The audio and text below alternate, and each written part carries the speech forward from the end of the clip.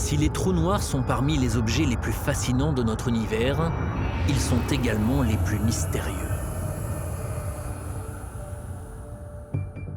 Un trou noir est une zone dans l'espace où la force de gravité est si forte que même la lumière, l'entité la plus rapide connue dans notre univers, ne peut s'en échapper. La frontière d'un trou noir s'appelle l'horizon des événements. Il s'agit d'un point de non-retour au-delà duquel nous ne pouvons pas voir.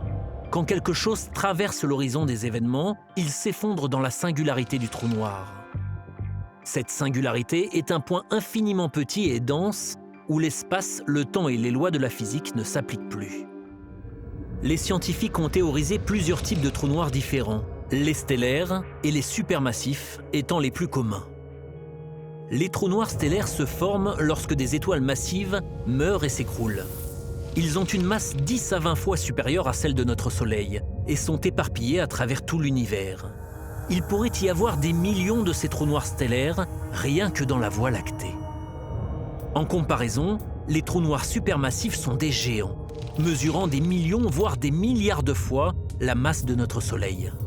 Les scientifiques ne peuvent que supposer comment ils se forment, mais nous savons qu'ils existent au centre de presque toutes les grandes galaxies, y compris la nôtre. Sagittaire A, le trou noir supermassif au centre de la Voie lactée, a une masse d'environ 4 millions de soleils et a un diamètre équivalent à la distance entre la Terre et notre Soleil. Étant donné que les trous noirs sont invisibles, le seul moyen pour les scientifiques de les détecter et de les étudier est d'observer leur effet sur la matière à proximité. Cela inclut les disques d'accrétion, disques composés de particules qui se forment lorsque les gaz et la poussière tombent vers un trou noir, ainsi que les quasars, jets de particules qui explosent depuis des trous noirs supermassifs. Les trous noirs sont restés inconnus jusqu'au XXe siècle. En 1916, en utilisant la théorie de la relativité générale d'Einstein, un physicien allemand nommé Karl Schwarzschild a pu calculer que toute masse peut devenir un trou noir si elle est suffisamment comprimée. Mais ce n'est qu'en 1971 que la théorie est devenue réalité. Des astronomes qui étudiaient la constellation du Cygne ont découvert le premier trou noir.